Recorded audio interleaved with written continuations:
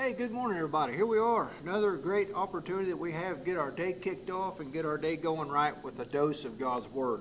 Hey, this morning I want to spend just a few moments. I want to talk about a rapture.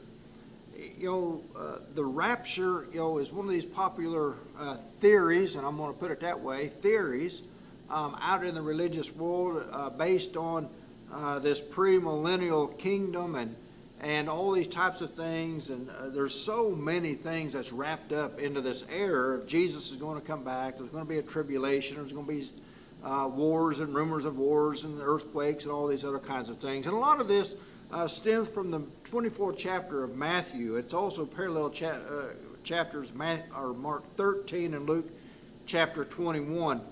But one of the things I think can help us understand what these contexts are really talking about. Here's one of these things that we have a conclusion, we have this doctrine, we have this theory, and here's things in this text that, hey, this seems to fit with what we've already come up with as being true. But as with anything, we must slow down and just look at what the text is actually saying. We don't have time to go all the way through this and pick it apart, but I want to look at just a few things that will maybe help you kind of bring some of this stuff into focus for you. In Matthew chapter 24 and in verse 1, it says, "Then Jesus went out and departed from the temple, and his disciples came up to show him the buildings of the temple. And Jesus said to them, 'Do you not see all these things? Assuredly, I say to you, not one stone shall be left here upon another that shall not be thrown down.'" I think this is an important foundation of what this conversation is about. It's about the temple. It's not about the millennial kingdom. It's not about the second coming of Christ. It's not about that. It's about the temple. It's about these buildings that were in Jerusalem. These first two verses lay that out for us. They're walking out of the temple. The disciples are saying, "Look how wonderful these things are." And Jesus said, "Let me tell you something. There's going to come a time, you see all these buildings? They're going to come down." Now, we go on. And in verse 3, "Now as he sat on the Mount of Olives, the disciples came to him privately saying, 'Tell us, when will these things be?'" Well, what things? What were they just talking about? Were they talking about his return? Were they talking about the kingdom? Were they talking about 1,000-year reign? Were they talking about the rapture? Were they talking about the Battle of Armageddon? What were they talking about? The text says they were simply talking about the buildings, the temple and Jerusalem. So they said, "Tell us, when will these things be?" Verse 4.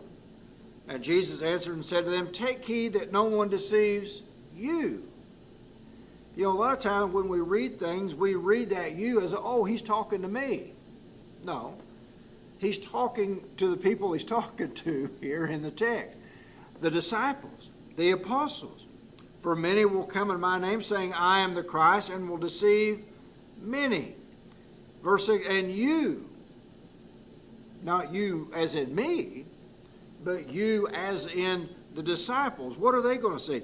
"Nation will rise against nation, kingdom against kingdom. There will be famines, pestilences, and earthquakes in various places." Verse 9, "Then they will deliver you," not you as in me, but you as in the disciple, the apostles here, "up to tribulation and kill you." We know that's true as we read through the book of Acts. We know that may happen. We know from secular history that the apostles were murdered and martyred. John was the only one that died a natural death. So we know that to be true. So when you stop and you slow down and you look at these things, we can begin to see what this text is about and to whom is Jesus talking to.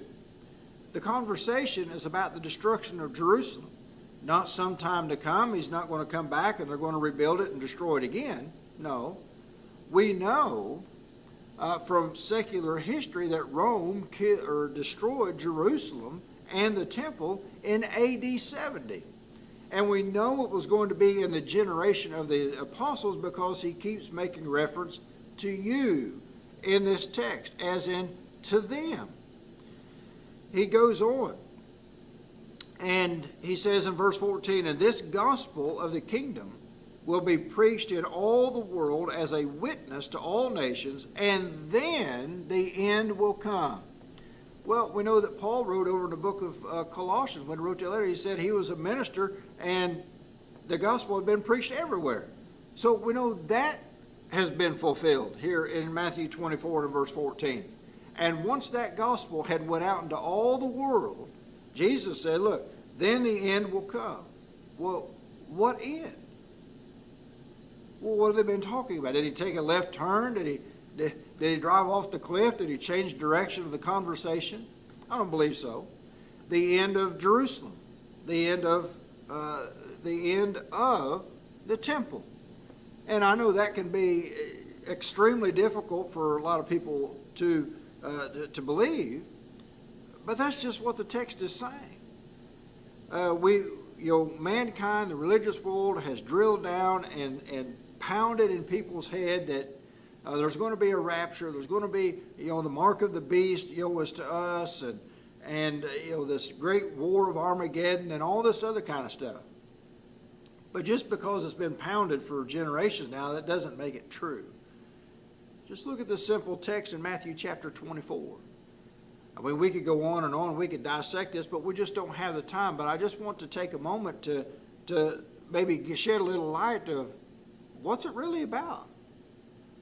It's not about what a lot of people talk to about, because that's based on a predetermined conclusion, and now I'm trying to take some of the wording in this and shoehorn it into that. If we just look at the beginning of the chapter, we know what it's about. It's about the temple, it's about Jerusalem, it's about the bringing of it down, which was completed by Rome in AD 70. So, a rapture? Nah.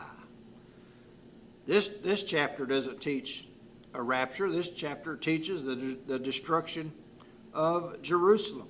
And we know that Jesus said in John chapter 5, was about 28, verse 28, 29, 30, right around there, he says, there's going to come a time when all that are in the graves are going to hear the voice of the Son of Man, and they're going to come out of the graves to a resurrection of life, a resurrection of condemnation. Paul talked about at the end of 1 Thessalonians chapter 4, and a little bit on into chapter 5. Is that how when Jesus does come back, we're going to meet him in the air, those in the grave are going to rise first, and we're all going to meet him in the air. That's what's going to happen when he returns, not this big drawn out, strung out, all these other types of things. And so I hope this will shed a little bit of light on you if we just go back to the Bible and just simply read for what it says instead of what people say it says. Hey, there's your dose of God's Word for today. Hope it'll do you good. Hope we'll get your wheels turned. Hope a light bulb will come off for you. So, but at any rate, hope you all have a great day, and Lord willing, tomorrow we'll get back together and get us another dose of God's Word. You all have a great day. We'll see you.